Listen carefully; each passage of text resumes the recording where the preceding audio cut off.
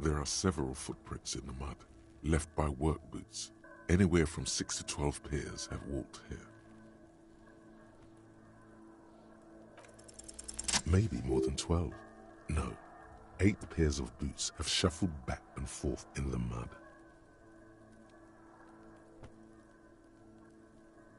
One, standard work boot, steel reinforced toes, number 46. 2, standard work boot, steel reinforced toes, number 44. 3, hobnailed work boot, steel reinforced toes, number 44.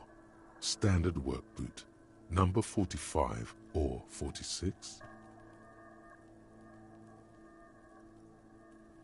5, another standard work boot, steel reinforced toes, number 44.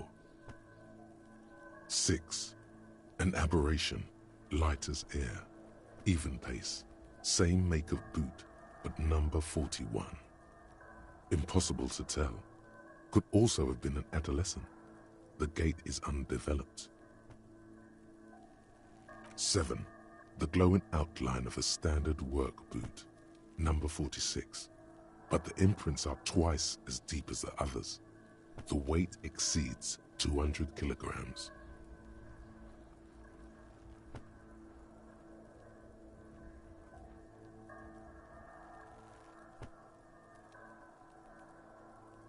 Eight, and yet another standard work boot, number 44.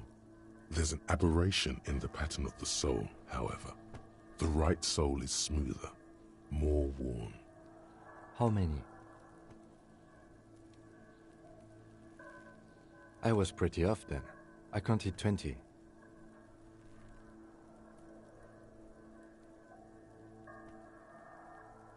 I never got the hang of it.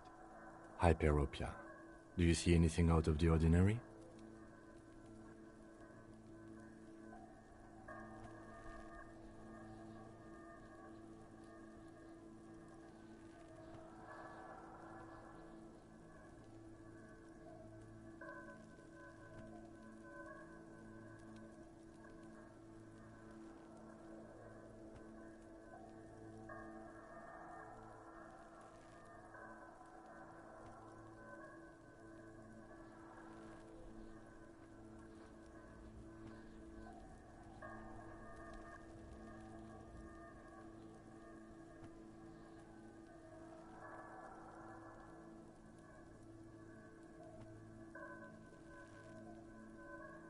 $200? Could it be the combined weight of 2 people, one carrying the other who's tied up? Let's say a heavily built worker carrying a similarly built, soon-to-be-dead man.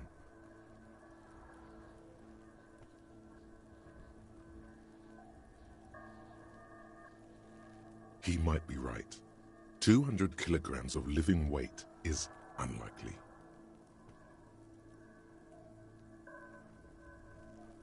Possibly, yes.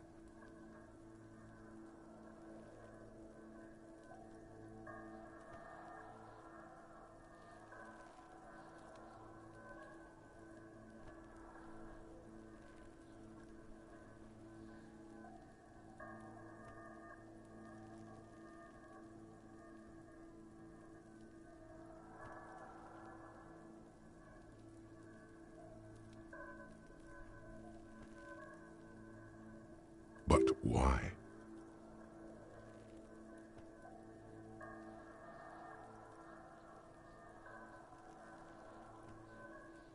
Yes, they could have used a makeshift stretcher or just march him up to the gallows.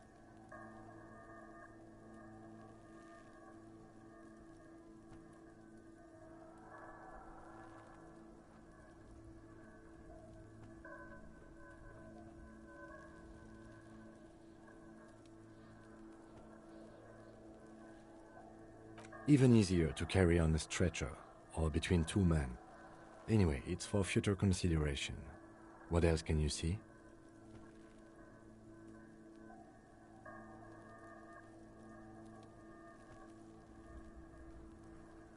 A week, maybe?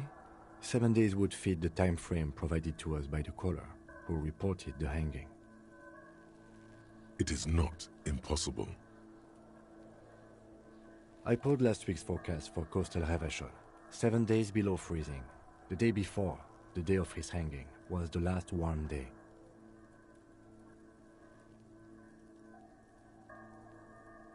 Correct again. Sub-zero temperatures would preserve the tracks in a good state. The commotion here could have taken place a week ago.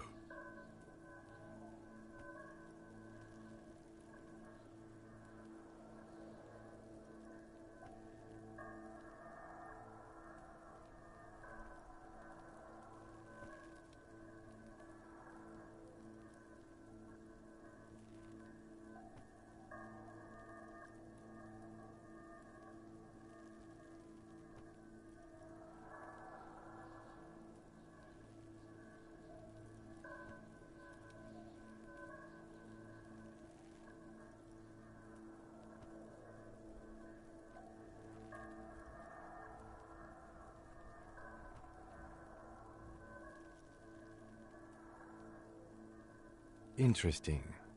Let's name it the Odd Soul. Someone operating a workbench with a pedal?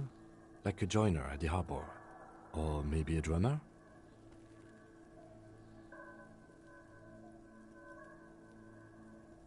No, it's not. Forget I said it. We are not looking for a drummer. Perhaps it could be a driver. A driver would wear out the right shoe before the left. The accelerator is on the right. We should keep our eyes open around the traffic jam. See whether anyone strikes out as a potential suspect. Seems prudent, no?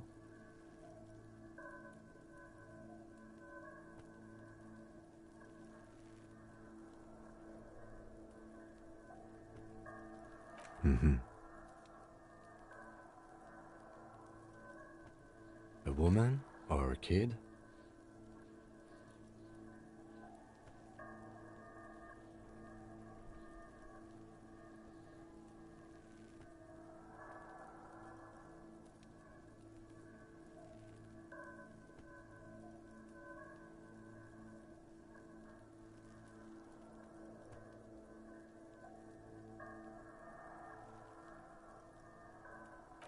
Okay. How do you know? He knows it's hard to discern sex from a person's gait. Understood. Anything else? What do I think? A mob of people brought something heavy to the tree. One of them was carrying the victim. They shuffled around, especially under the tree. Then, after hoisting him up, they stood in a semicircle facing his direction. At first glance, this appears to be a lynching. Indeed, they all stood in a row here and looked at the tree. Yes, everything fits so well. Carried him over, hoisted him up, watched him hang. This is easy.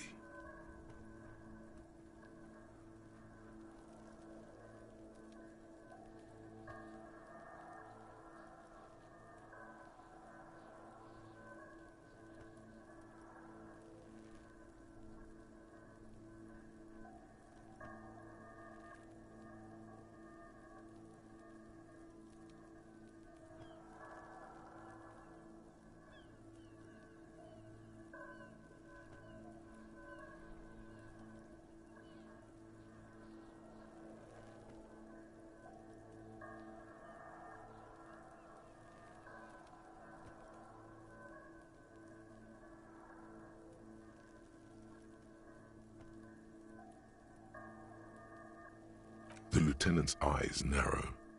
He's thinking to himself. Either way. What else?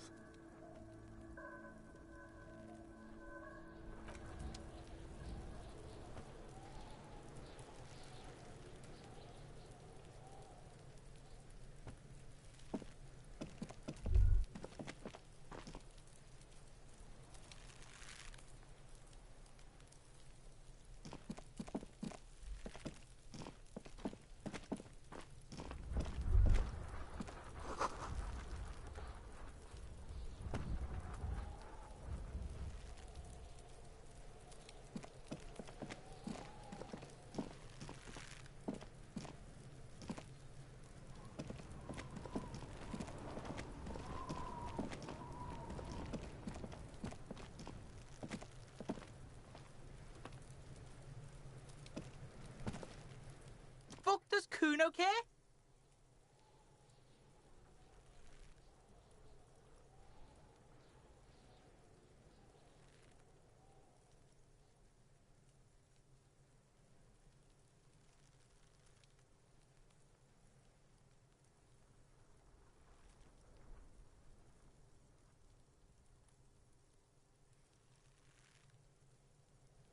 Kuno doesn't...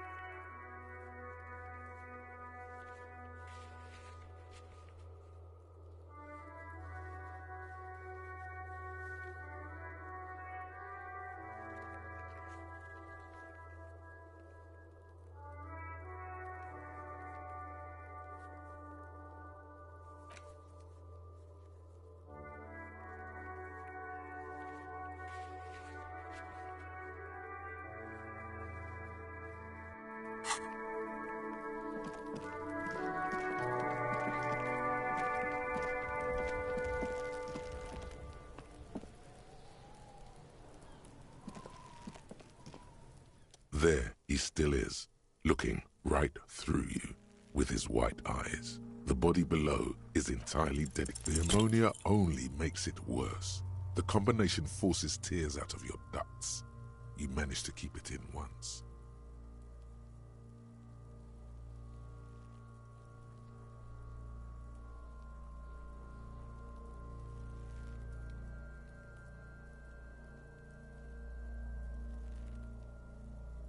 The second time, not so much. When the vomiting is done, your cheeks are wet with tears.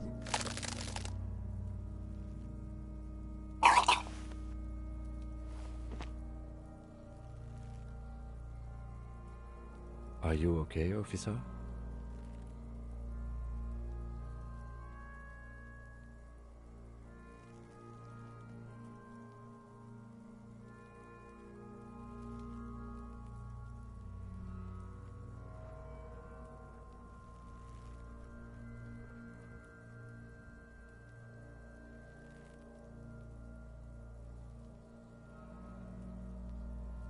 You're facing tough odds here.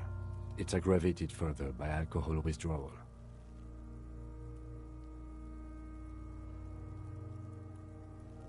I've seen captains puke their guts out. It never gets easier. You never get used to the smell. Every Monday is cadaver day. Throw up, investigate. Throw up, initial autopsy. Throw up, bag it.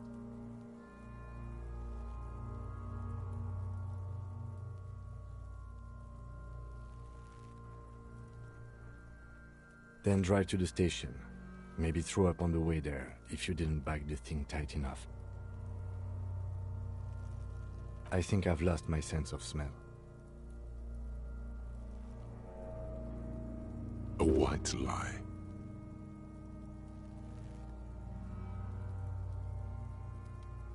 Not being hungover helps too.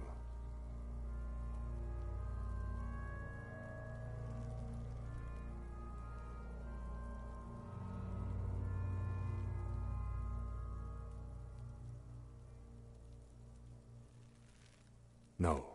This is a two-man assignment because it needs 2 officers to complete. I need your help. You need to get your shit together. We should go talk to the locals. Find something else to do while the wind changes. It's pretty bad right now. You've gained a thought. When this dialogue is over, go to your thought cabinet and internalize it for special bonuses and effects. Give it half an hour. Get yourself together. Then come back and have another go.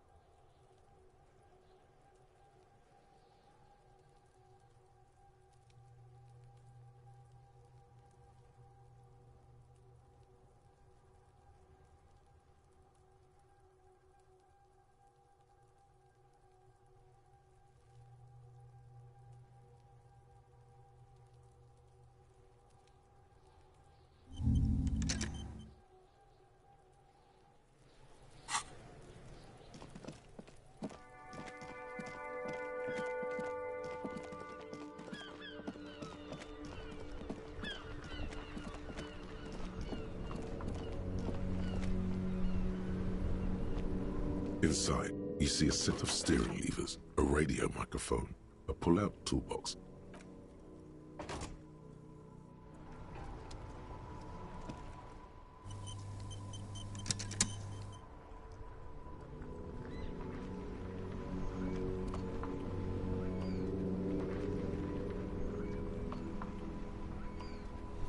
Inside, you see a set of steering levers, a radio microphone, a pull-out toolbox.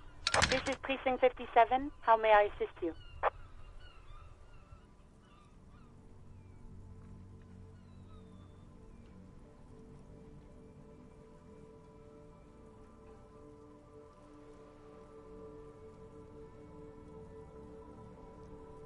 Just a second, officer.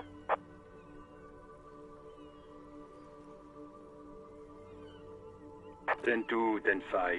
This is 41st. Come in. Over.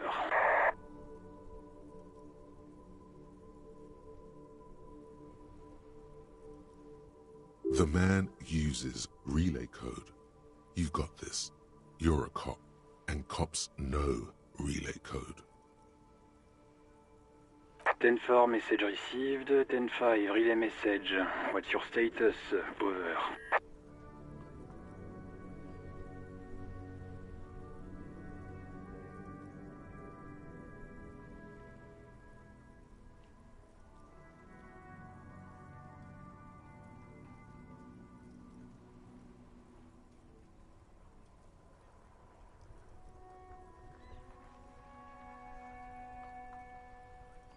Ten 18, state your message, sir.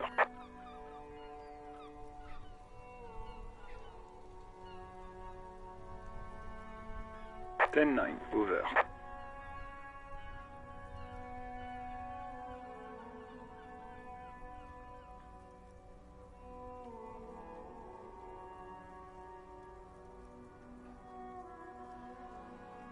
Ten 4, message received. This is a very serious situation. I need to 1022 the captain. Over. Is it him? What does he want?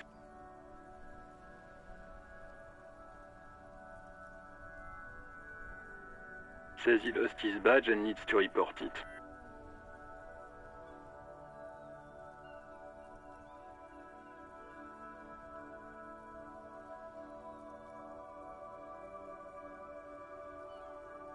What? He lost his badge?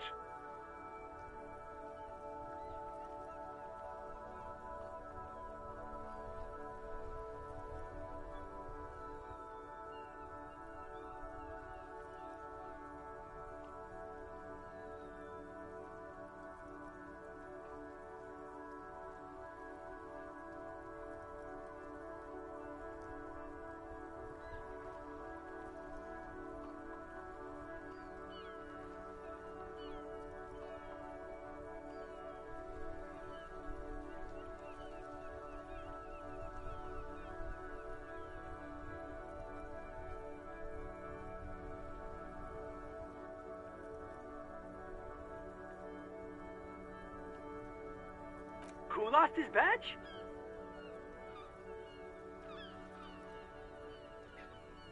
Dick fucking Mullen. Who do you think?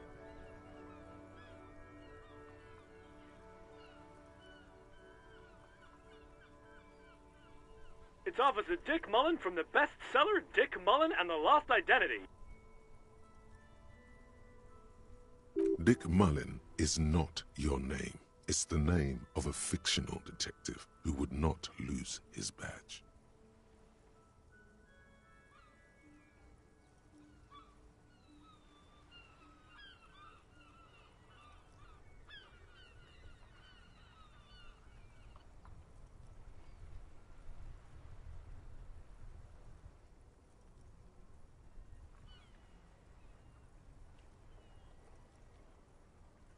Defend yourself. Immediately. They're laughing at you.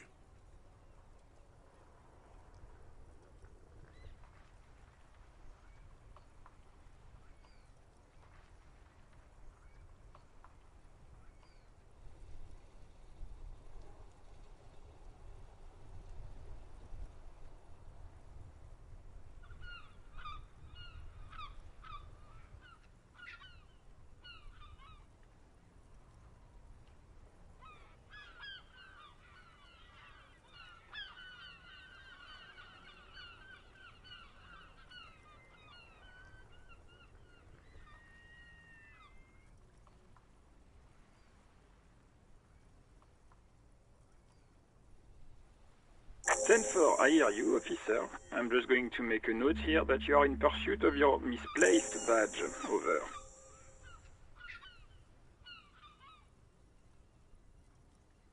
Fuck me. Mac, come here. You've got to hear this.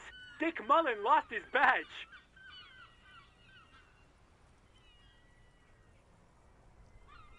What's going on?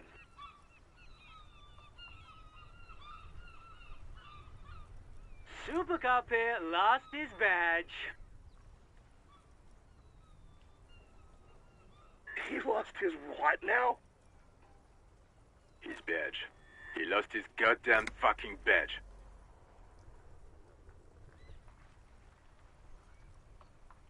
Ten-9, come again. I didn't get that. Over. New heights even for Captain Sober. Ask him. Ask him if he's lost his gun, too. Sergeant Orson wants to know if you lost your gun too. Over. Check your pockets. Check your... Holy fuck. You don't know where it is, do you?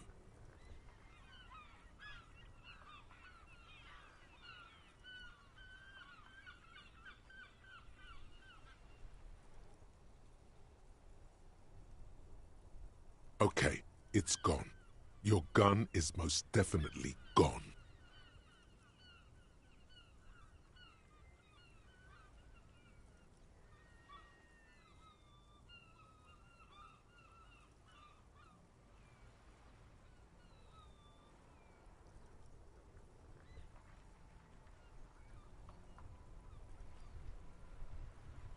Ten-9, come in, officer. Did you get my question? We were wondering about your gun. Over.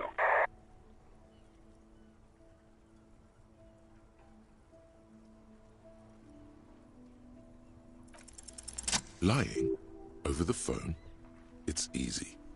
Just say it like it's the truth. And then it becomes it.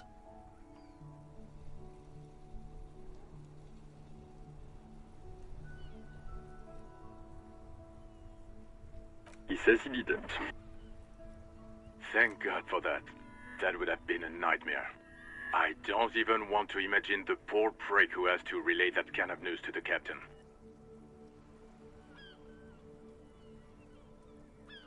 Losing his badge is bad enough. Tell him to find it, and fast. We can't have some gangbanger running around with it.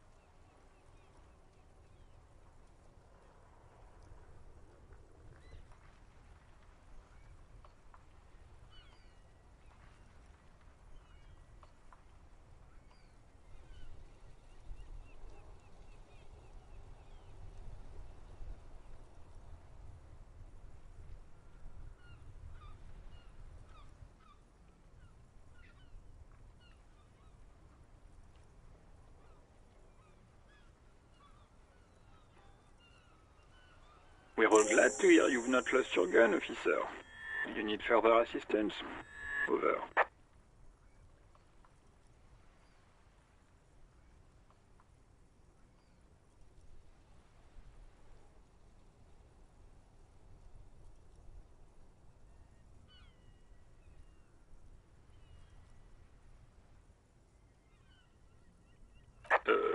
Okay, 10-4, sir. I hear you. Relay your question. Over. Wait. Before you say anything stupid, think it through.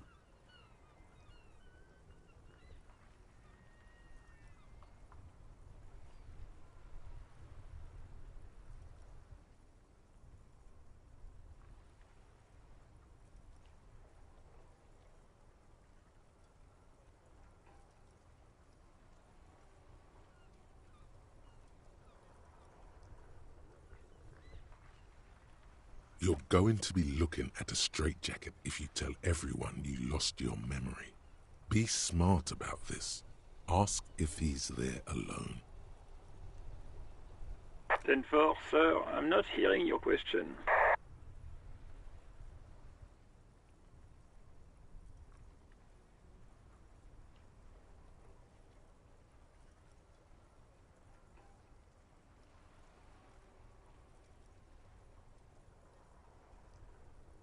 That's a negative, sir. I got 10-12 visitors present here. Over.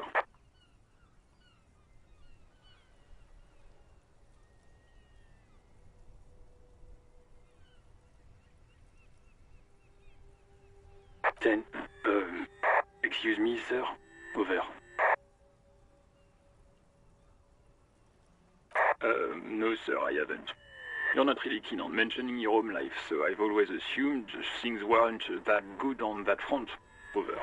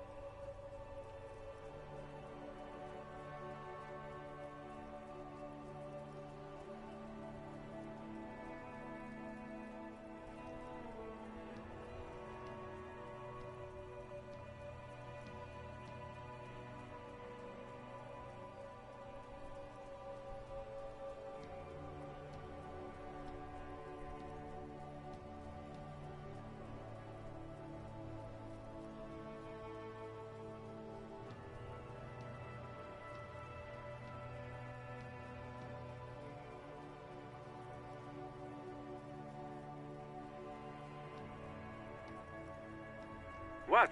What is it? He's still on the line? He wants to verify the information on his badge. But of course, it says Dick Mullen, High General of the Revacholian Cavalry Force.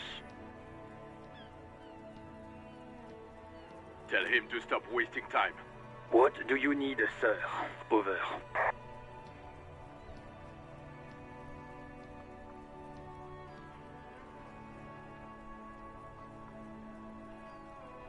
For well, that's Does he actually want something, or is he hell-bent on disrupting our work? He asked if he ever told me about his days before joining the RCN. For God's sake, cut this shit out! Tell him to stop wasting time and be a goddamn policeman for a change. Sir, Satellite Officer Vicmar says... So, was there anything else?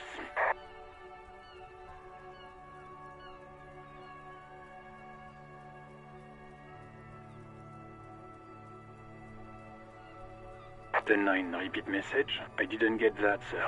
Over.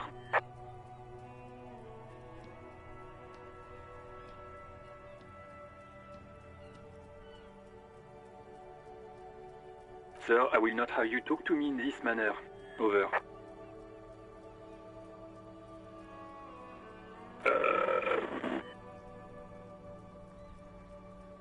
What? What is it? What can he possibly still want from us? He seems intoxicated and keeps asking me to call him by his name. Mullen's drunk and emotionally aggressive. That's new. Wrap it up. Don't indulge in his drunken antics. Understood, sir. Over.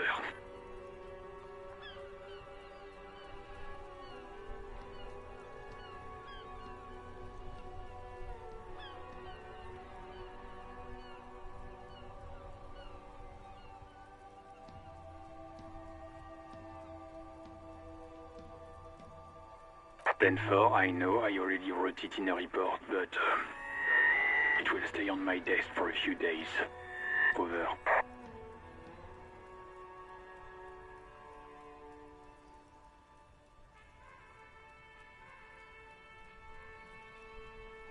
Roger that. 10-10. Over and out.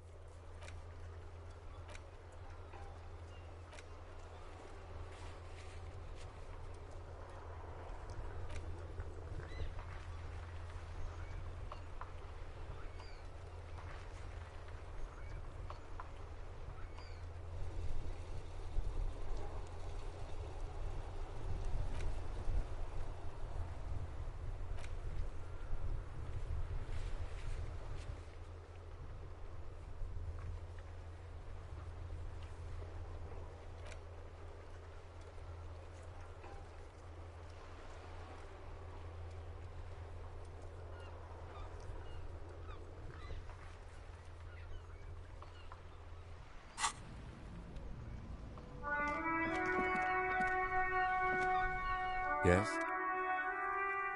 What do you want to know?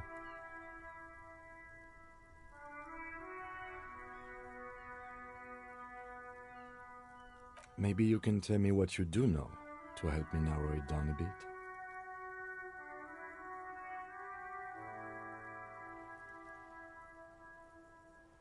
Then you are not that far behind, actually. Do you want me to brief you?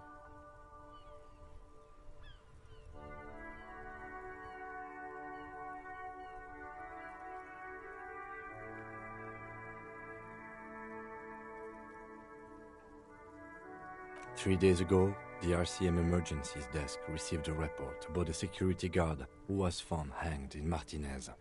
An anonymous caller said there was a dead body behind the Whirling in Rags hostel cafeteria. The cadaver had been there for 4 days. No one had come to investigate. During that time, the victim had been stripped of his belongings. The caller did not identify him, but used the word lynching. There is an ongoing labor dispute between the local dock workers and the logistics company Wild Pines. I was told we should approach the death as part of this dispute. A security guard or worker of some sort hired by Wild Pines. This was just hearsay from Martinez, of course. We need to find out the truth. They didn't identify themselves in any way. The tone was muffled using a device of some sort. The desk could identify neither the caller's age nor sex. There's a strong prejudice against involving the RCM in what's seen as union matters. The dock workers' union is the de facto police in Martinez. Now it appears they've started executing too. We cannot allow that. That's us, the Revachol Citizens Militia. We're the police in this city. The RCM, or the Revachol Citizen Militia, is the police force you and him are part of. A self-organized peace corps of the occupied city of Revachol. The RCM operates within a legal twilight, yet its authority is rarely questioned. It's super useful to know this.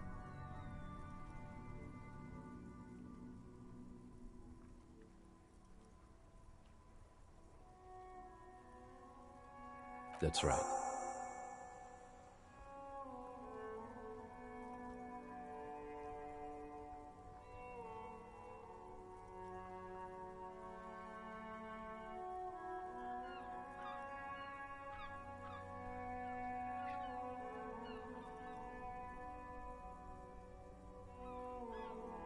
I'm afraid you and I are pawns in a pissing competition. You don't know? I assumed you were in on it.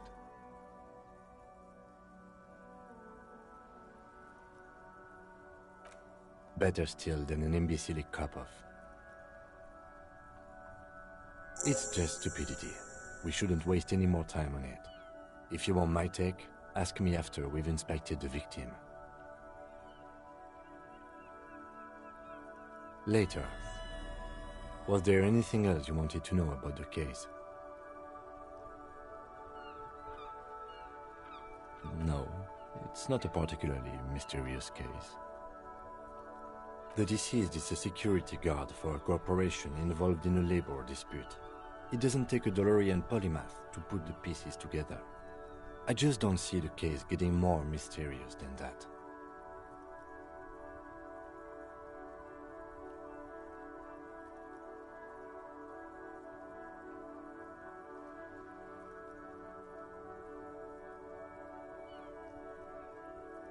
There was some interest in this case at my station, but not for the reasons you have in mind.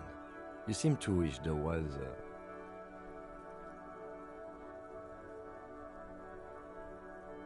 Good point. Martinez is famed for its occult sex murder rites. We'll get on it immediately.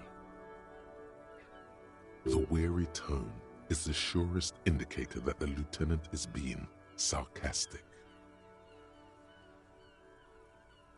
Extremely. It can still be an otherworldly sex mystery in your head, with a dark twist even. He's basically challenging you to sex it up with some lurid twist. Don't get right into it. Sit on it a bit, then hit him with it.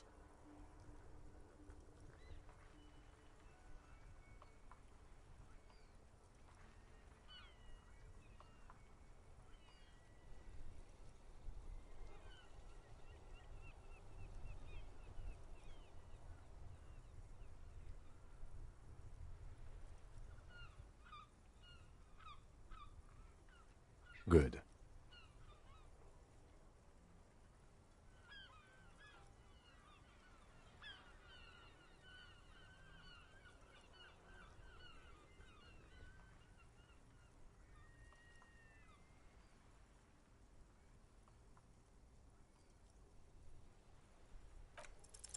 Only banal things strike you.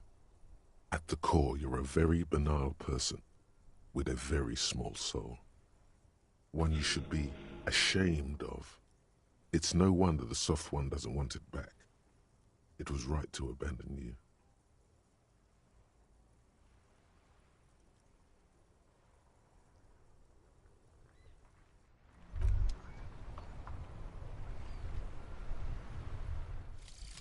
Volumetric ship compressor. Bizarre scientific news from Revachol West today, where a police officer's shit has been observed at a pressure of around 495 gigadecimals. These metallic hydrogen levels of shit togetherness were thought to exist only at the center of collapsing stars, not law officials. It remains to be seen how long the shit singularity lasts.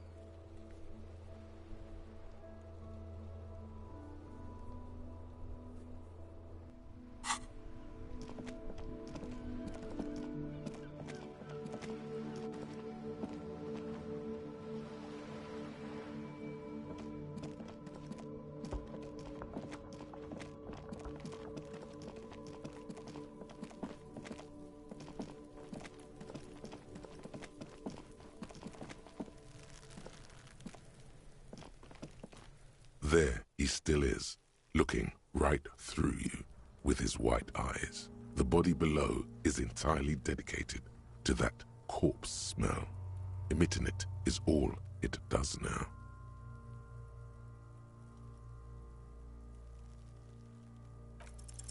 As you breathe in, the odor comes over you.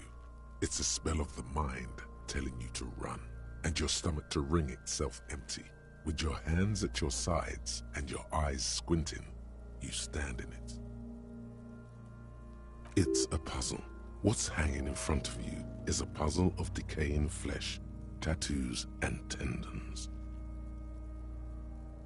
The man before you is naked, but for a pair of underpants and enamel boots. His skin is greenish, marbled with decaying veins, and blotched by lividity. A fading web of tattoos covers his chest and shoulders. The cargo belt used to fasten him to the branch above appears industrial in strength.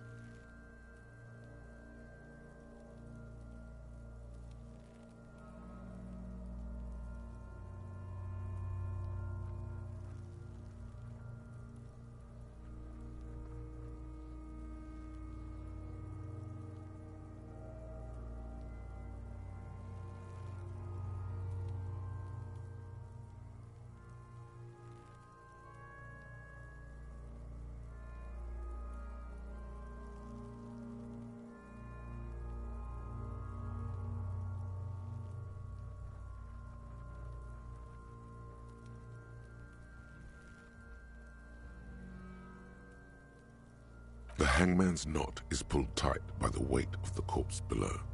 Yellow, hard-edged polyester cuts into his neck. Above, a sliding buckle ties the belt to the branch. This is a steel-reinforced cargo lashing belt, big brother of the regular cargo belt. It's used for tying cargo under 6-rotor airships.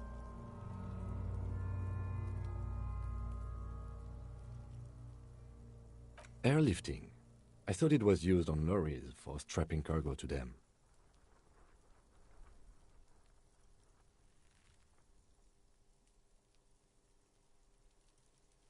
The local harbor uses 6 rotors to shuffle containers around. I get the sense they use whatever was on hand without paying much attention to not incriminating themselves.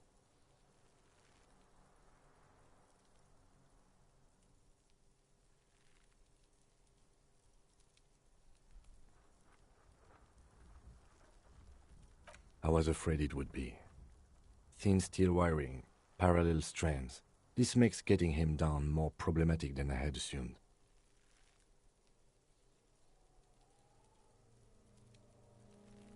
I'm still approaching this as a lynching, yes, motivated by the ongoing strike.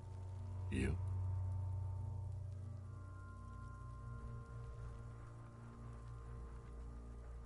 "70% of the cases I get are just filling in the blanks on the initial report. This belt worries me. A noose is one of those things that's easier to use one way around.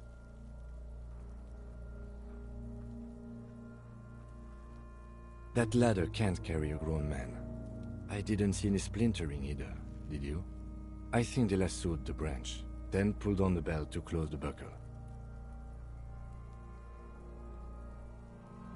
Could be. The shape of the branch supports the theory.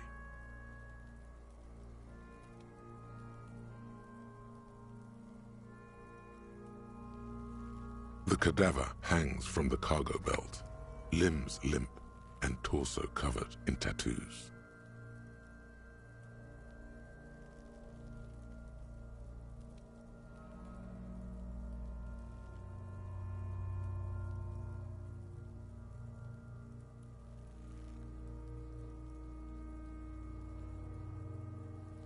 The material appears to be ceramic.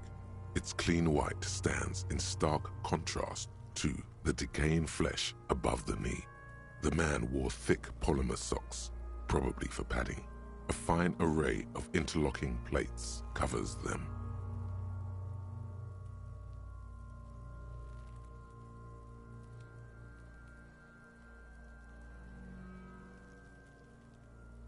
Delicate and fragile, they feel alien to the world around you, out of place somehow.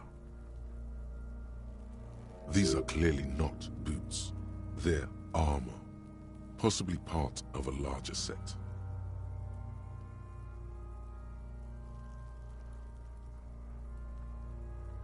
Indeed. Technically speaking, these are sabatons, not boots. Oh, the lieutenant uses a memo technique, A6. That's not just any notebook. It's a classic. It's clearly some manner of super armor, or future armor.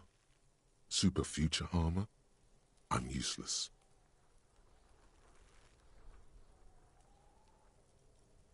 Ceramic plate. Zirconium dioxide, most likely. This is where the make would be. Under the hill. Fair weather. Fair weather model T500 VE. I'm guessing that's vitreous enamel. This is advanced stuff.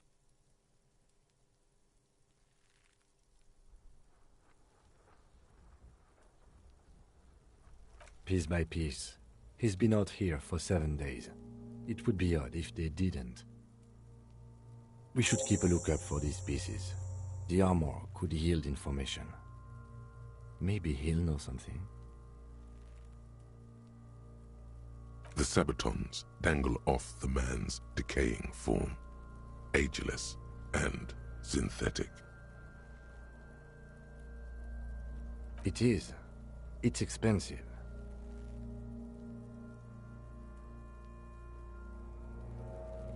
We've requested similar material for our tactical units for years now. The constabularies deemed it too costly. In that time, we've lost 6 men to semi-automatics.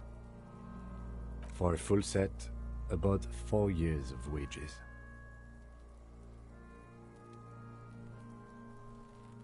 For the northwest region of Revachol, an officer's average yearly income is 5,500 rial, unadjusted for rank.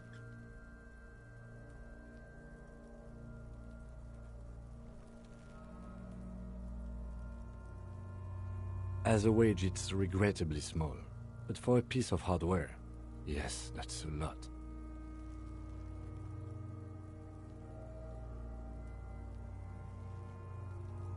That's for us to find out. Mr. Gart implied he was security personnel for the harbor company. This confirms my own assumptions. I agree. This equipment is way beyond what a guard can afford.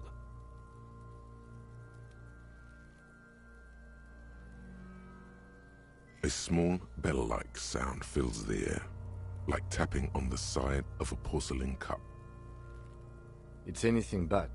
This material is a kinetic redistributor. It spreads kinetic energy horizontally, from plate to plate, dissipating it entirely. See?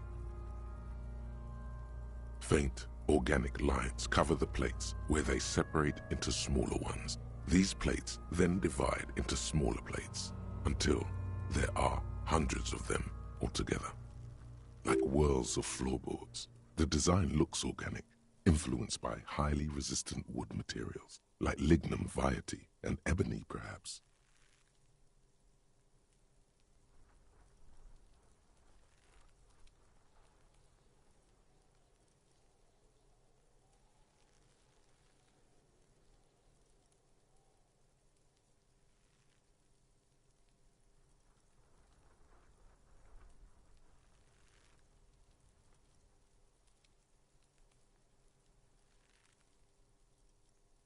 If trees were made of porcelain, this is what their cross-sections would look like. The smooth, glossy surface fractures into ever more intricate interconnections, peaking on the right sabaton, where you notice. The whirls are in the shape of a letter and number combination, E50, 100, 1000.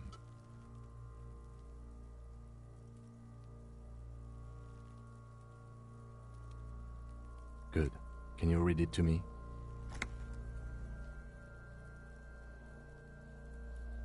X5415 6745 678222. Let's lie. We have a make and a number. That's something. We can use the radio in my kinema when we're done. Either station can chase it for us.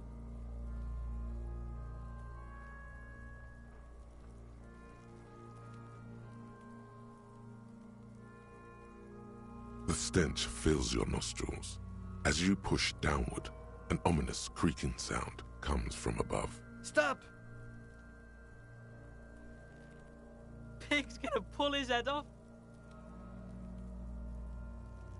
Brutal! What's wrong with you, asshole? Why is he letting Goku know? I don't know, baby. I don't know why he's such a...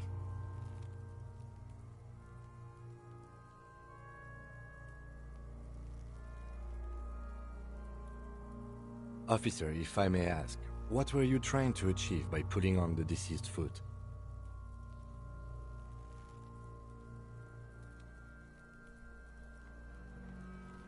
The cadaver slowly twists on the cargo belt, his torso covered in tattoos, and extremities blotched pink and blue.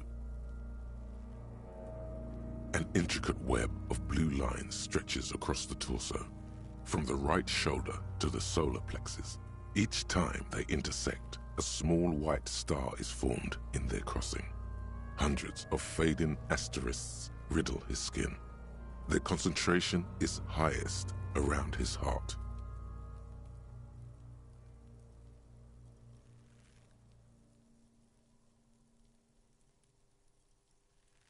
Of no nation that I know of. If anything, it reminds me of religious illumination, last or penultimate century. Men who live harsh lives often turn to innocentic worship. But which one? I see no trace of a humanoid figure. I agree. He wears a wide leather belt around his waist and a gun holster under his arm. He takes a thin piece of milled aluminium from his coat pocket and pulls it open. Sounds like a sword being unsheathed. A small lens appears. Some sort of camera. A Triggered Sunshine. Mini. Triggered is the world's leading manufacturer of intercommunication devices, primarily projectors. The camera before you looks familiar somehow. Shit, Kuno! What the fuck is that? An instant color camera.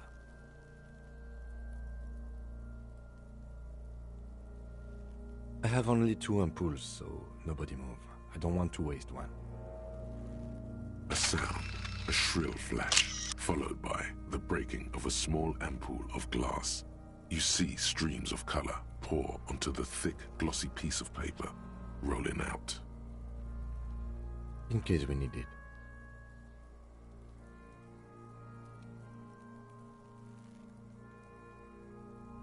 It contains insight to the victim's person. By his build, I'd say this was a man of physical violence. The story he wanted his body to tell was important to him. It is his letter, to us. Someone should decipher it. We'll need to show it around.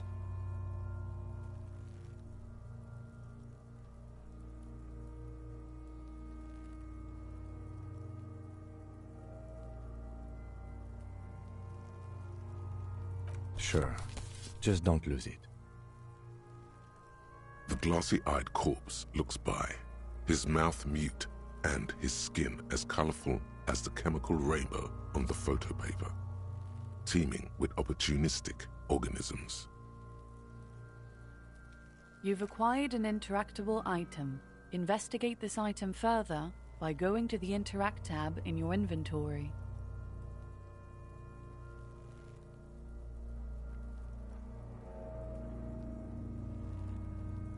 His eyes are milky white and blind to the world, protruding comically from their sockets.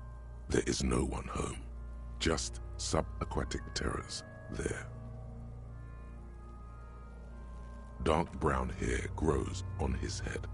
His face is ready to explode from the organic processes inside. The death's head grin has passed.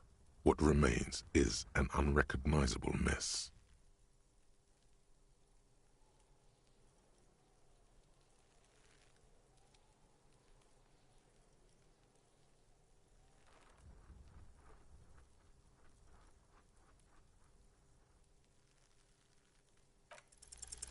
The corpse is dead silent.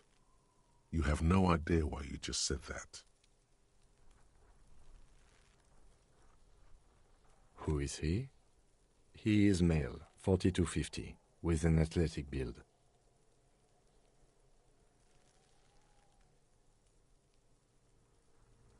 The corpse looks right through you as you distance yourself from its stench, eyes like a shark. Are you sure we finished the preliminary examination of the cadaver? We might miss some of these things once he's done.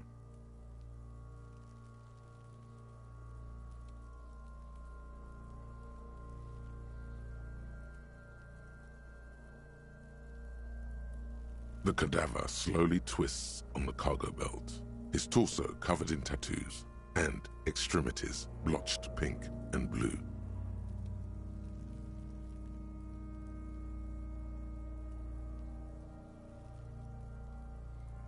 As you narrow your eyes, the monster before you blurs into a violent mess of green and pink. This is a trick. You've done it before. Pink is where the blood settled in the first hours post-mortem. You can use it to see if the corpse has been tampered with. Does his position at the time of death match the discoloration?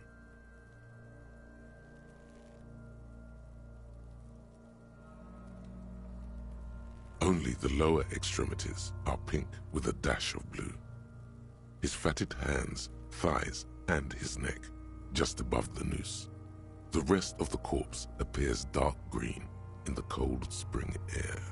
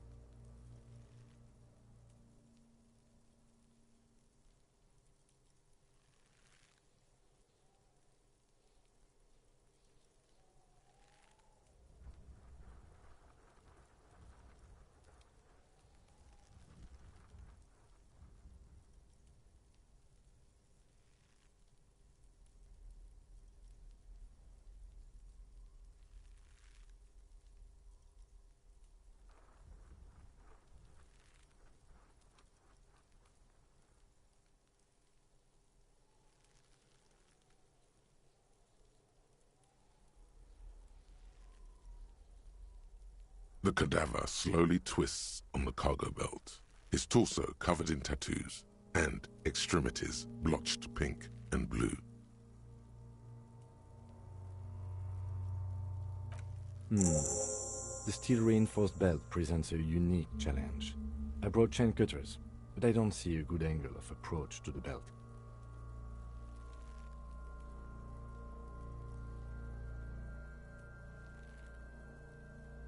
He doesn't actually think the challenge is unique. He thinks it's frustrating, annoying, and harder than he thought. The cadaver is a good 1.2 meters up. Neither one of us can reach the belt without assistance. And even if we do, there's the question of cutting the airship strength material.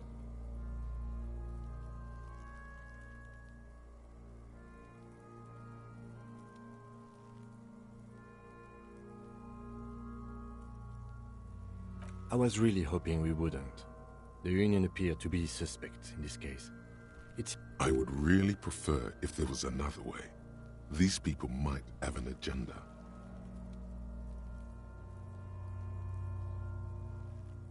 But what other options?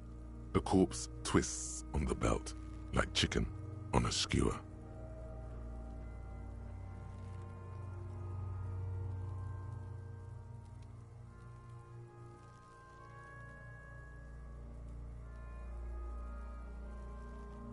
Someone else?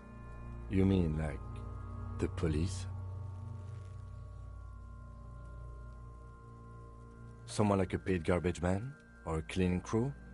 I have bad news for you. That is a detective. I know it's hard, but I assure you, the others won't come to help us. And we have a growing sanitary concern here. We need to get him down, fast.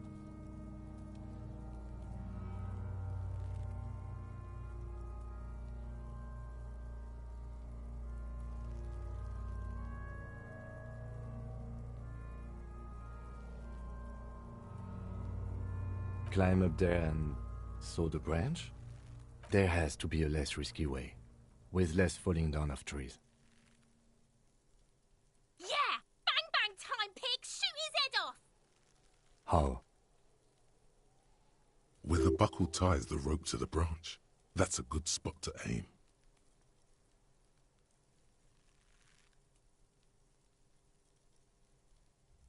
Where? Ah, yes, I see.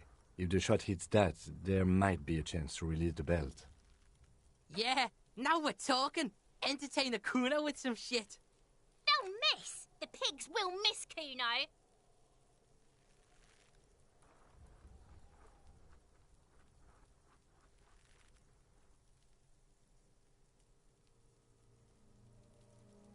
silence, with his elbow sharp, and produces a lightweight firearm. He drops a paper cartridge in the barrel, separates the scouring stick, and gives the cartridge 5 tucks, securing it in place. That's a Kiel A9090 Armistice, mass-produced muzzleloader, ascetic, frugal, one of the most common firearms in the world. He then steps back and assumes the fellow's test position, taking aim. The corner of his eye twitches. His finger is on the trigger.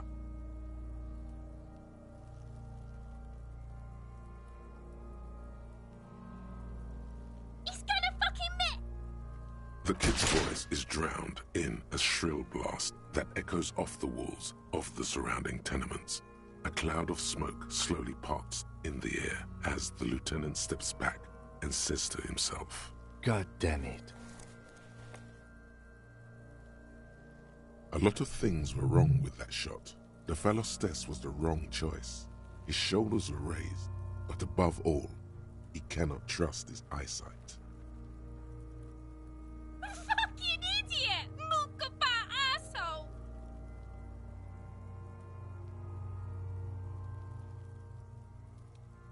Kuno could have hit it easy, but then Kuno's not fucking handicapped, is he? Kuno's sorry too. Kuno feels sorry.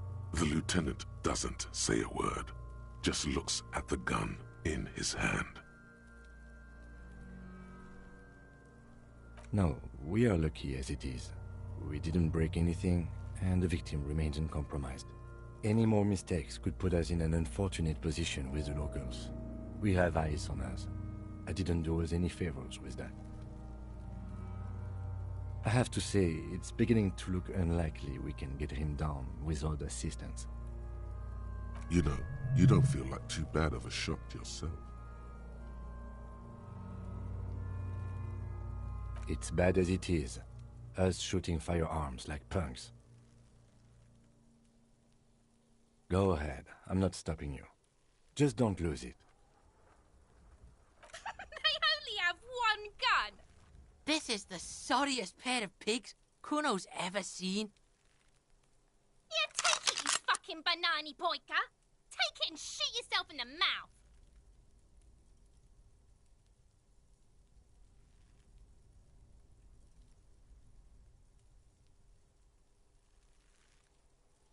The cold piece of bakelite and gunmetal is surprisingly light.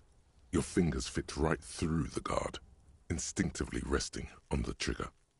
The fuck are you waiting for, Kuno? Tell him to shoot himself in the mouth! The buckle comes into focus in your sights. You stand with your feet planted firmly in the ground.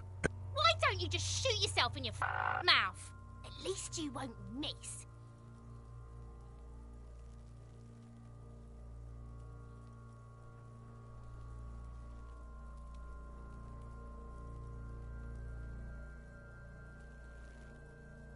Your field of view narrows.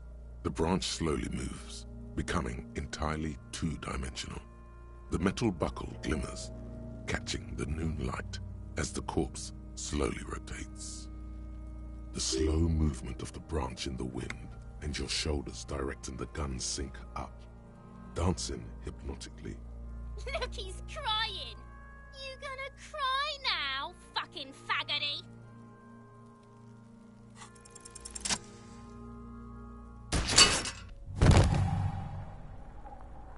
The buckle explodes into tiny pieces, coming loose with a whir.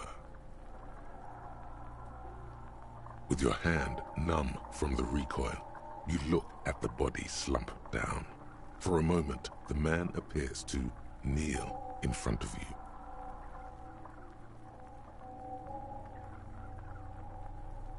Looking straight at you, helpless, trapped within itself.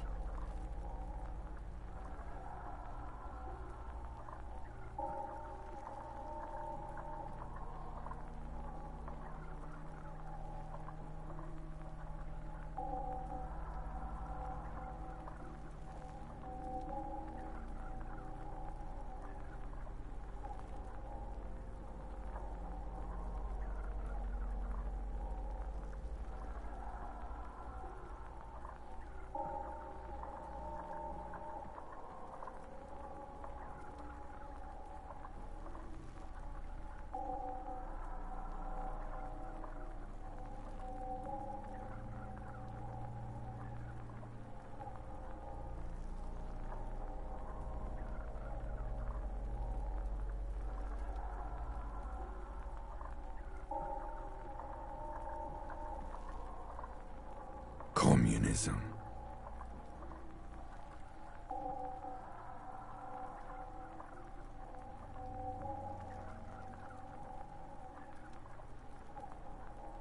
It takes a millisecond for the association to flash within your cortex. You have no idea where it's coming from, only that it's right.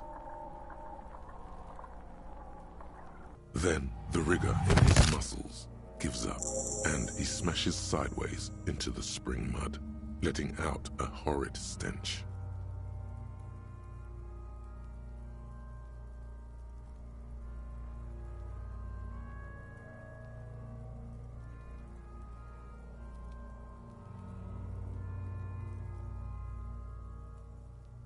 Fuck you, Kurpale!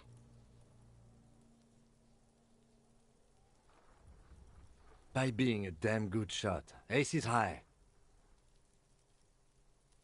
The Ace is High, a custom invented by the aerostatic brigades during the revolution, is used to celebrate success in Revachol, especially in sports. The gesture is spread across the world, despite the defeat of the revolutionaries themselves.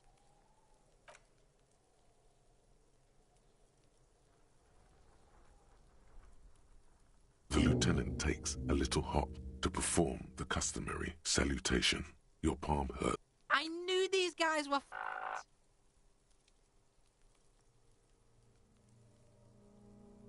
Kuno cracks with laughter. Sounds like someone strangling a seagull. It's clear he enjoys himself. I knew they suck each other off.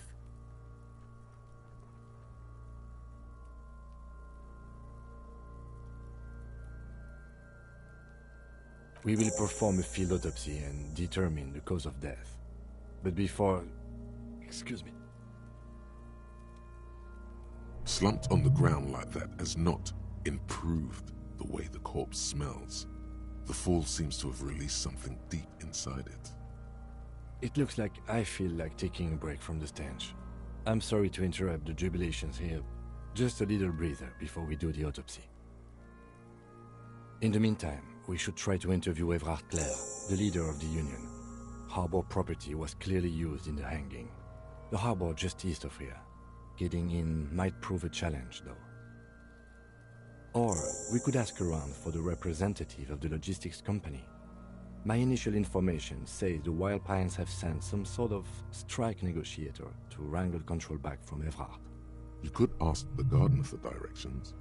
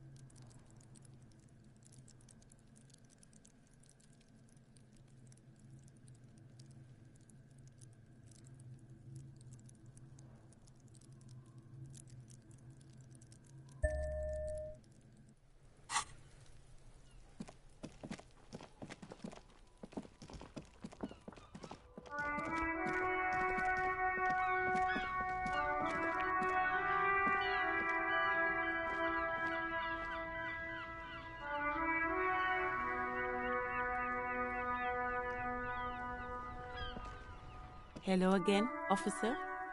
How are things?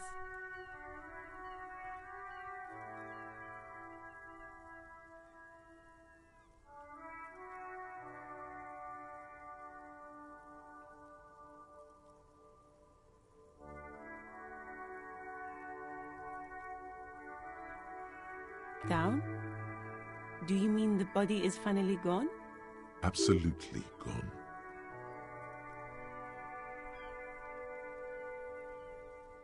Oh, right. But not from the yard? I understand. Can you tell me when you've taken him away then? Because I'm sort of waiting for that. Yeah, keep her in the loop. It's strangely enjoyable to report back on the minute progress you've made, even to strangers.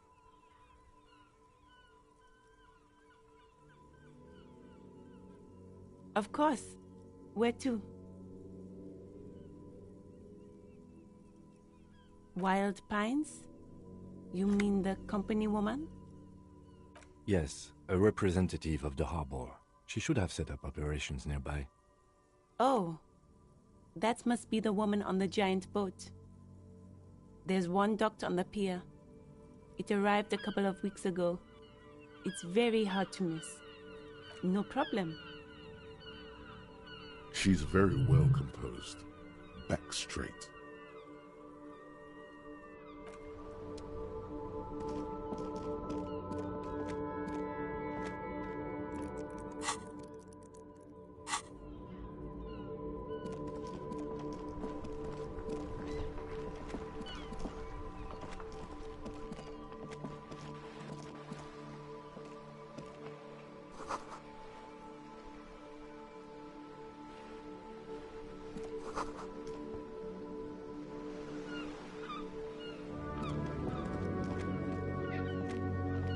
Hello, sir. Step right in. The store is open.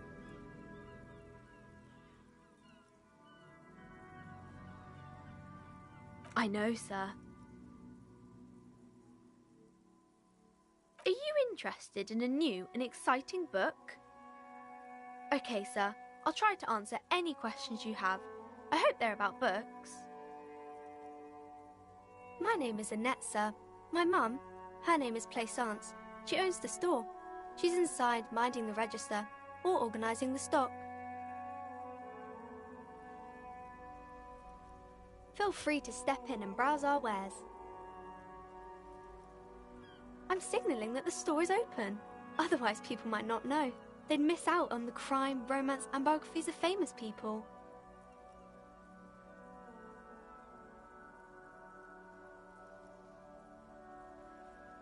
Oh no, sir. I'm happy to help Mum by luring in customers. Besides, I have some hot juice in my vacuum bottle to keep warm.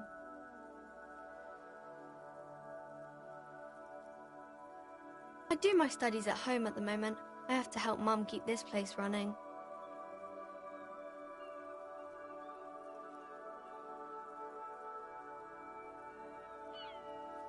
Mum says it's necessary to do both because it builds character. Mum says a proper worker is dutiful. That's how you get ahead in life. You succeed.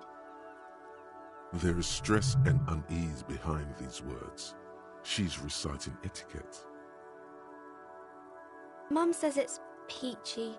She was a little afraid at first. There's talk about this house being cursed. Cursed in the way that makes them say that no business has ever really thrived here, sir. That they all go...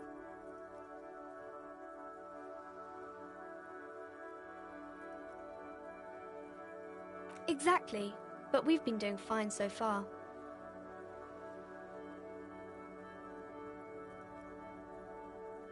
We can go into the bookstore and ask about the case, but I don't see much more to look into here. Yes, please do also look at our wares inside. The postcards and board games are there, sir. It does not manifest itself in any way. It does not exist. I liked it better when we were talking about whether it's appropriate to stand out in the freezing weather.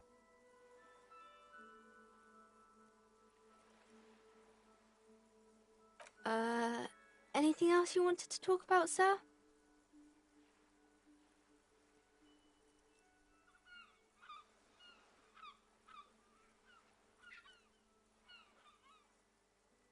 Maybe I can tell you about some of our books instead.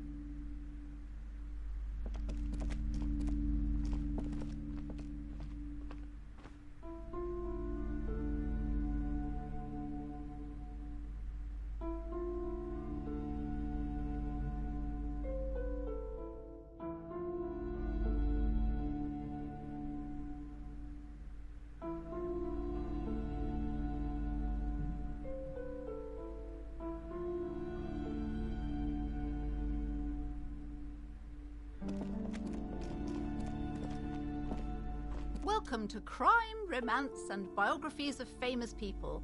My name is Plaisance. Be welcome, and please take responsibility for the energy you bring into this space.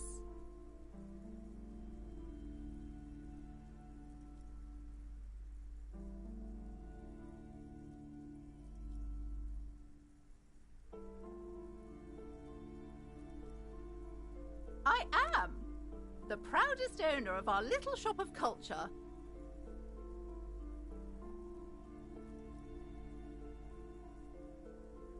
Cursed? Who said that? Annette? I will have a word with her. This place is not cursed. It has a robustly magnetic energy. Good for commercial activity. My business is thriving, sir. What in God's name is she talking about?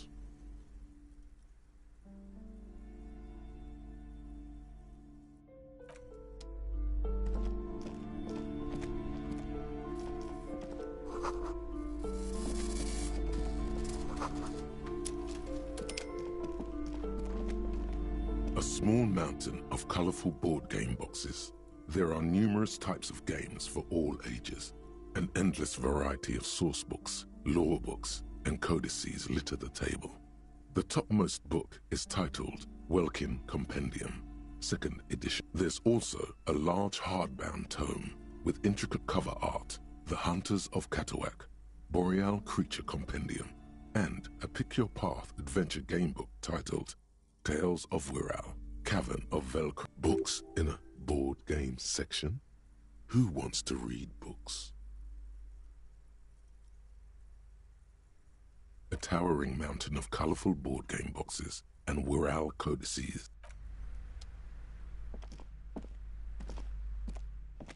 The display rack is brimming with worn paperbacks featuring an extremely muscular, sword-wielding barbarian on the cover. Nearly all the titles contain the word Hyundai.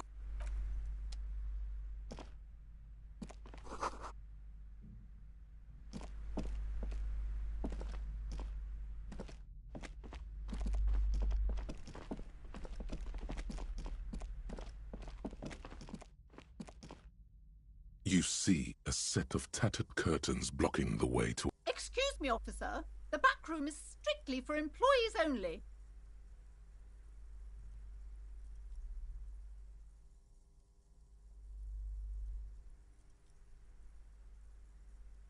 Nothing. Now please go back to browsing the books.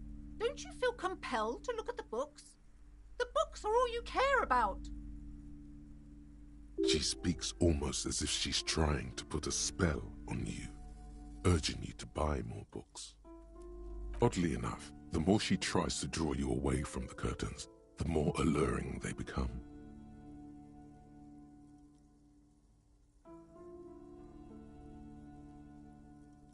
You see some kind of charm, an irregular polyhedron assembled from bones, sticks, and straw. Inside, a disturbing fish head with empty eye sockets stares at you. This is a traditional Seminese ward, meant to provide protection against ill luck, bad dreams, curses, and other supernatural scourges. Inhabitants of Ile de Fantôme, the Seminine Islands down south. Aside from poking at it suspiciously, there is nothing else to do with the fish head charm at this time. The curtains remain shut before you.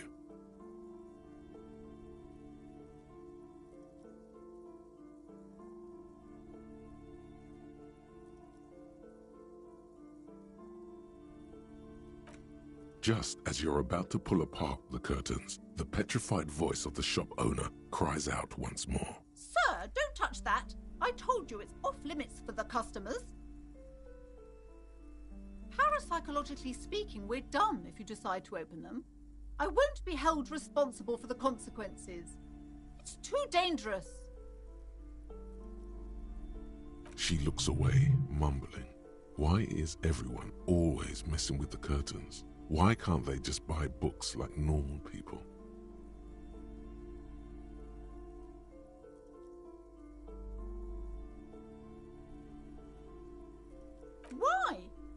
like anyone was killed there. I'm sorry, I don't mean to be so impolite. Just please don't go there. I can't allow that. You'll only make things worse and unleash the powers. The curtains do seem frail suddenly, not robust enough to contain a slippery darkness.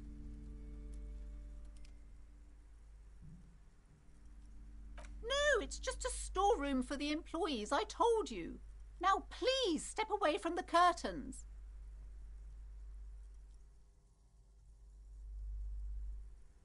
No! Please just talk to me, officer.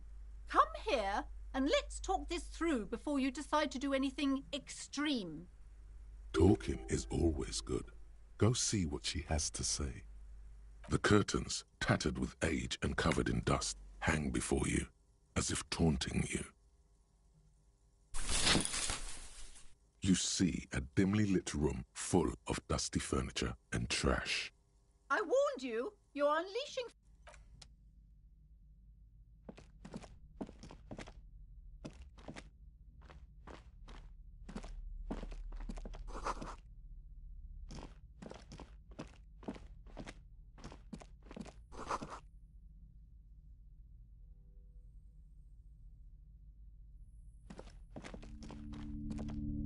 A heavy door with a missing handle stands before you, covered in dozens, if not hundreds, of Seminese trinkets and charms. It appears to be locked.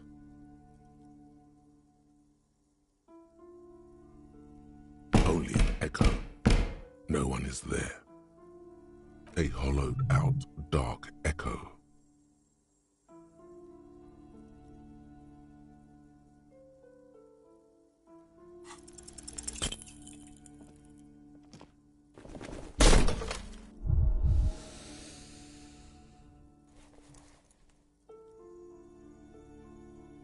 Ow, shoot.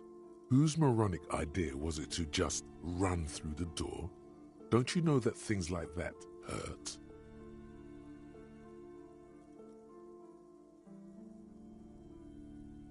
Are you alright? This looked pretty intense and painful, I must admit. What is going on there? Are you really trying to break down... I warn you, don't tempt the spirits, officer. Don't tempt the spirits, or you'll damage the holy wards on the door. It barely looks like you've done any damage to the door, however. It's still locked and closed, covered in dozens of little charms and trinkets.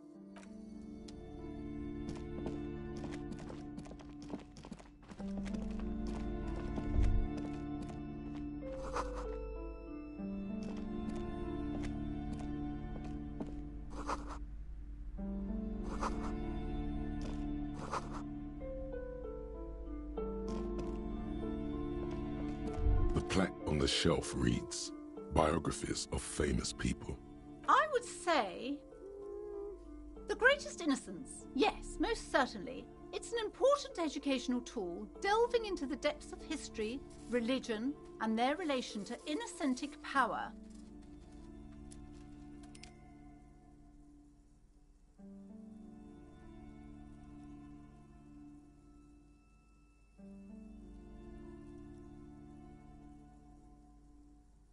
A very influential historical figure, but surely I don't have to tell you that. You're a law officer, and law officers have at least some education. The book is also very daring. The author aims to re-examine the universal understandings of the innocentic system, creating a fresh vantage point and a shift in the tired order of things. Shelves full of biographies of famous people, whoever they are.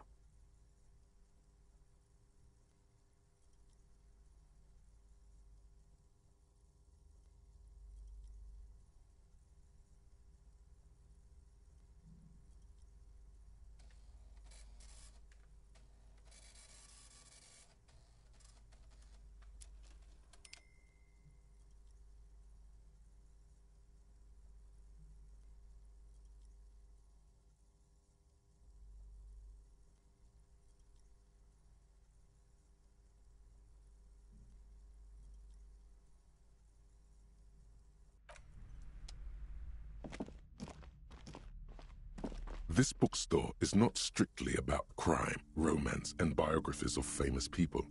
There's also a wide range of paranatural literature. Amidst the various books, you find one written by someone named Matthias W. Dundas. It's about wholeness, unity, balance.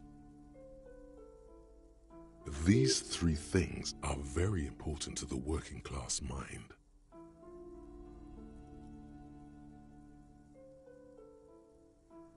The point of the book, and many others on this shelf, is to give people medicinal advice in situations where they don't have access to paid health services.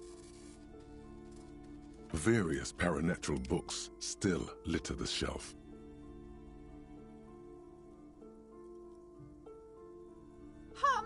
Sir, please, no browsing in that shelf. That wisdom is not for free. I can't have you end up, like, opening a police store next door and stealing my customers. Oh, no.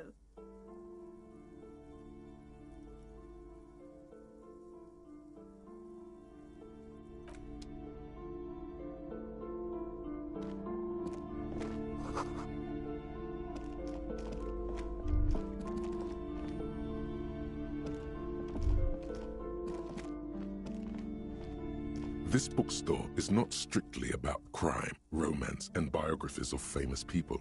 There's also a wide range of paranatural literature. Amidst the various books, you find one of these three things. The point of the book, and many others, it serves platitudes, while also telling everyone that traditional medicine, the kind people don't have access to, and which costs more than this book, is garbage, and would only give you cancer anyway, without even curing your cold or anything.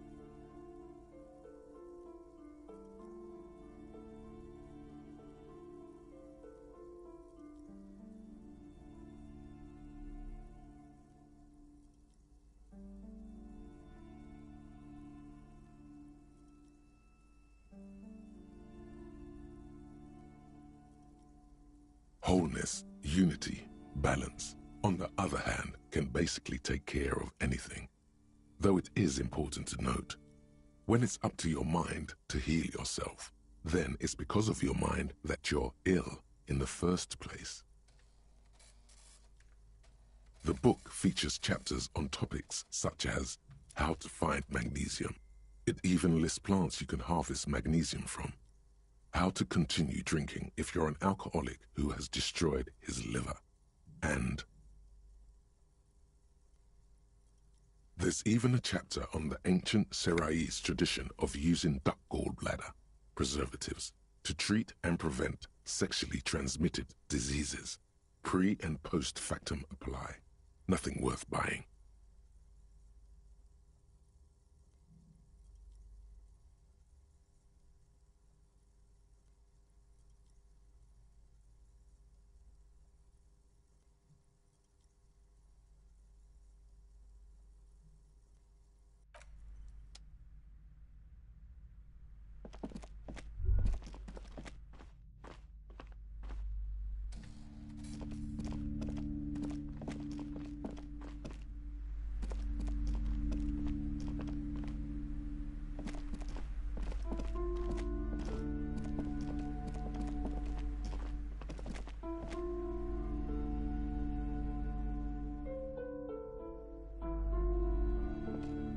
You've hurt yourself now. I told you not to mess around back there. What are you even trying to accomplish, you fool?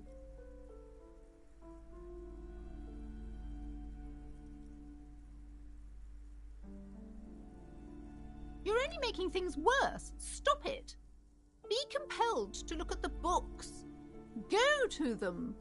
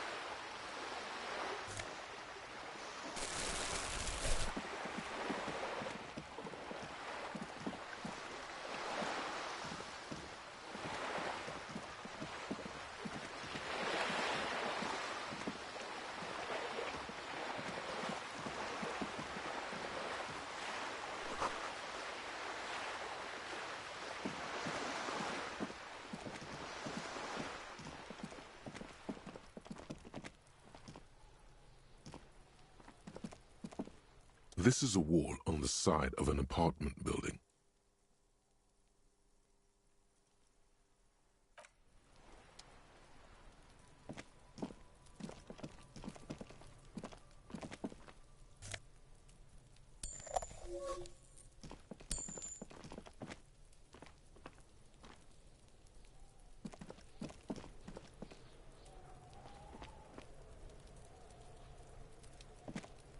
Trying to sneak up on me? Come to slit my throat in my sleep?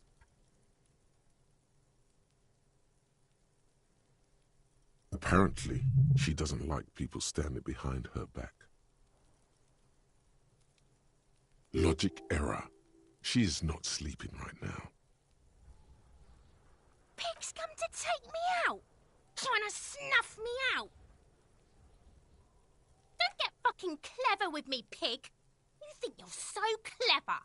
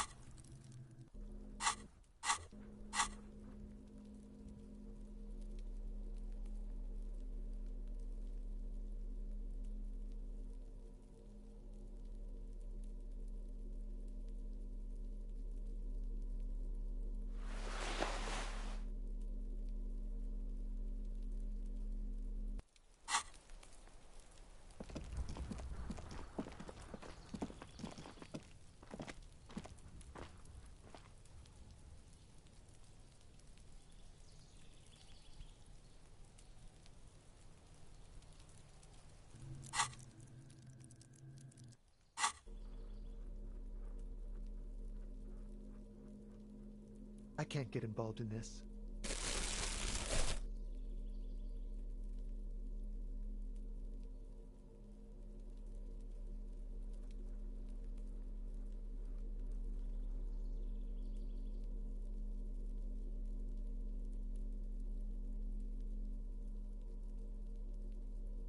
So much for a quiet smoke.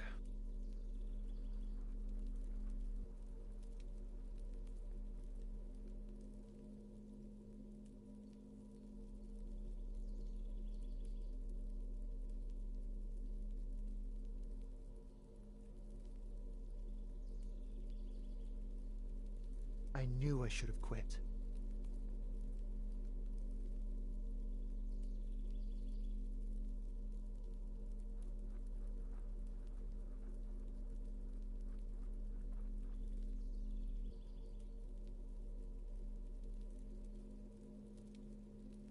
Hey, what's that noise down there?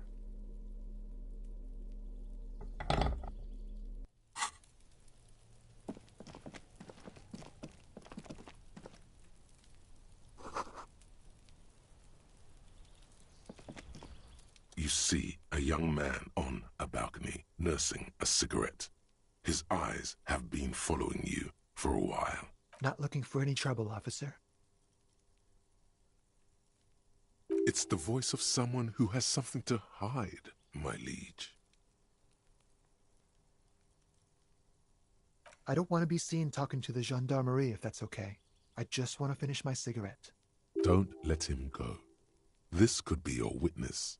The balcony has a great view of the whole thing.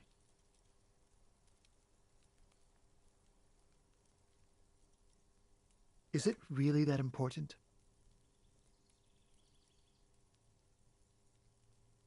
Like a nervous cat, He keeps stealing looks at the neighboring windows. All right, but make it quick. Once I finish this cigarette, I have to run.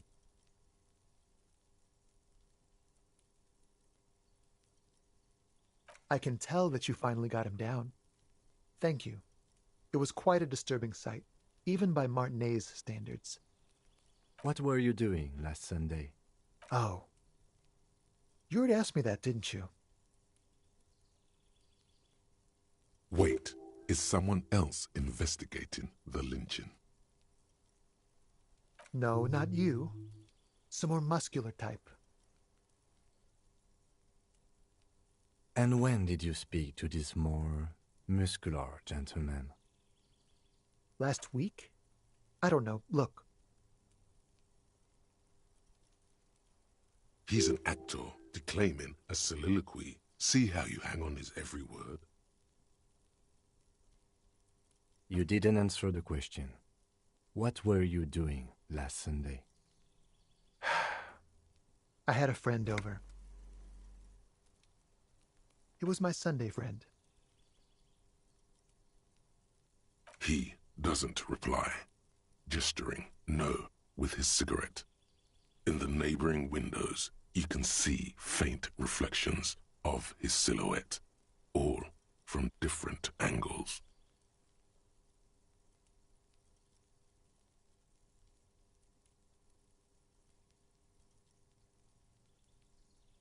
My name? My name is Martin Martinez. That's definitely not his real name. No, of course not. Could you please lower your voice?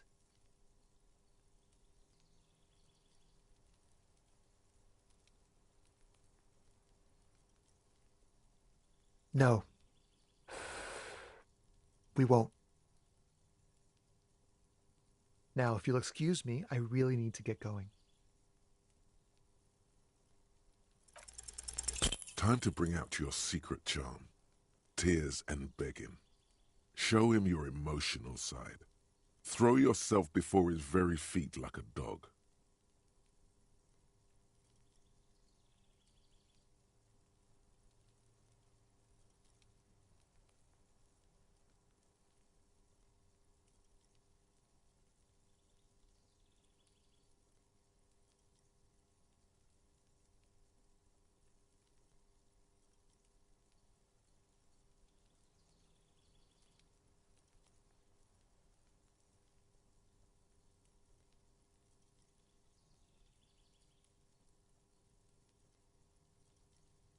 No, for God's sake, I don't want you to cry.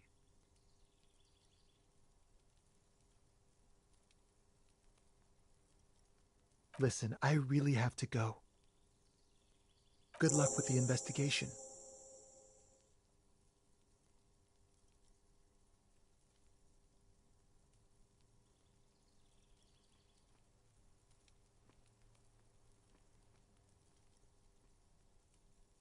He's gone. No point in running. Tenements like these often have multiple exits. If he doesn't want to talk to us, then he'll know how to hide himself. He could be a witness. Him or his Sunday friend. Either way, we need to look into that muscular type who's asking about our case. There has to be a way of getting inside the building. Once we've found a way in, we can ask around for his apartment.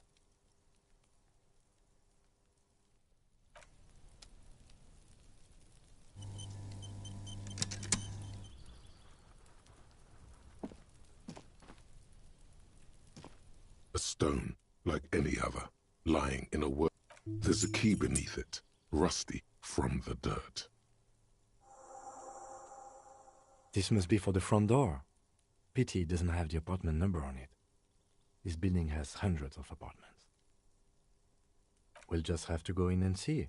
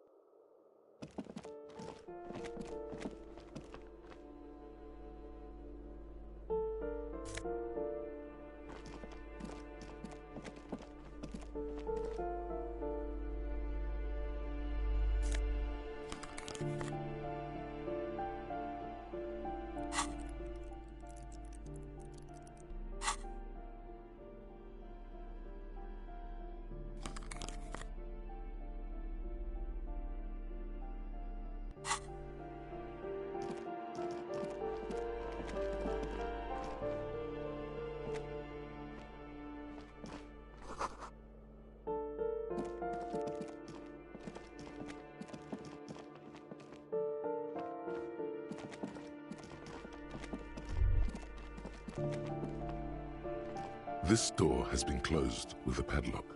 A chalk-drawn number on the board says, number 11. It's a solid lump of metal, but the shackle is deeply corroded. A solid pair of chain cutters would make short work of it. Better whip out those cutters. You won't get very far otherwise.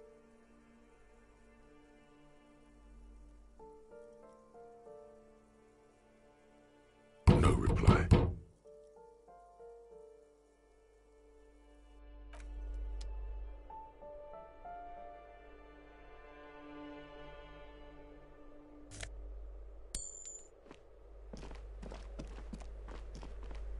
You hear someone walking around inside, rearranging the furniture. The number on the panel says 10. The walking stops abruptly, but no one comes to the door. A poor communard, from the looks of it. The room is barely bigger than a closet. Do I have to open the door?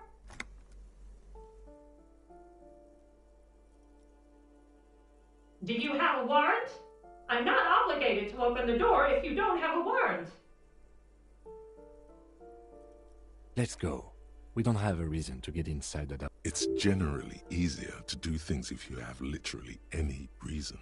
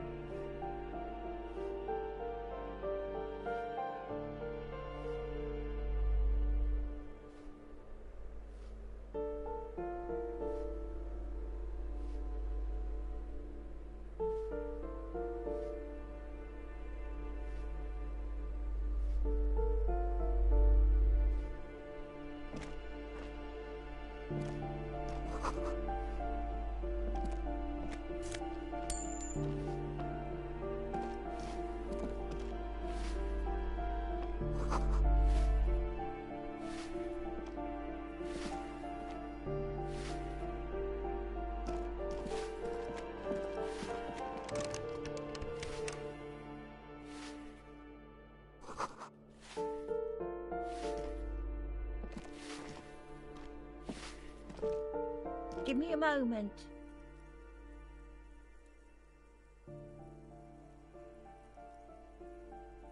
The cold never does any good for my bronchitis.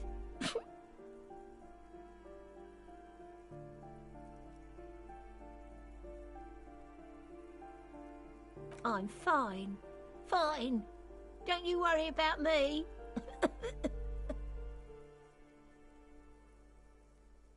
Now, What do you want from me, policeman? She's the cleaning lady. She knows the floor plan and the residence.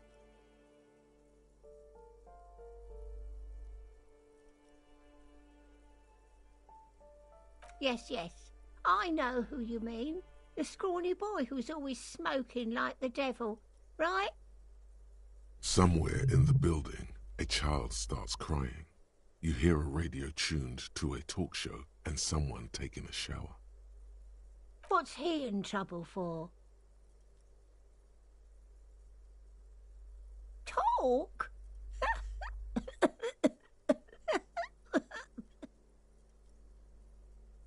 What was so funny about that? He lives upstairs in room 28. Go to the balcony. It's one of those doors there. He's usually home in the evening. Thank you. We should go check out his apartment on the balcony. See if he's home. Ask away, policeman. People come and go. I don't keep an eye on everyone.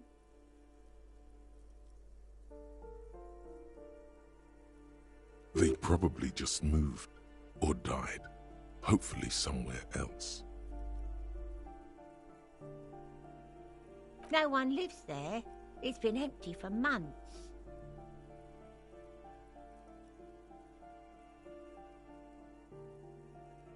Impossible.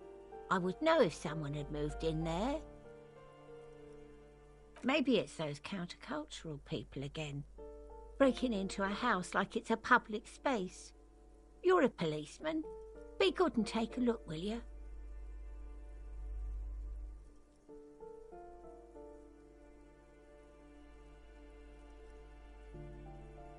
Great. Young people.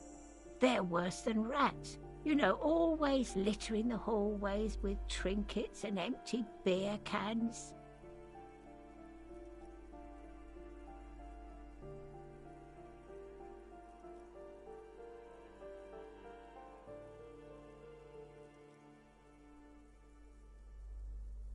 Oh, that one is a scientist, a future scholar.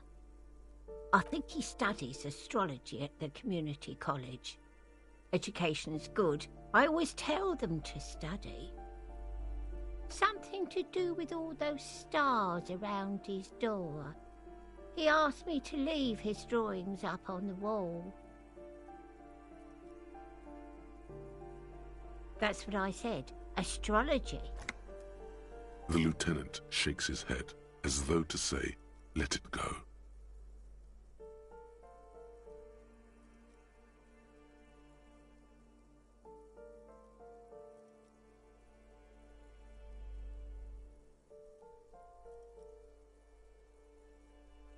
She mumbles some kind of a response. Then,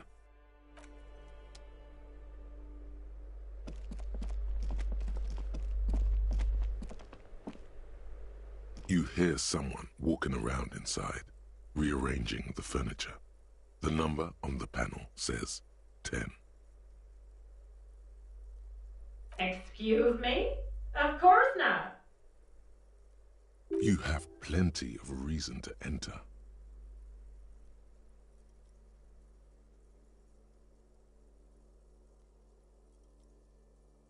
Oh, come on. Well, that was easy. That was smart.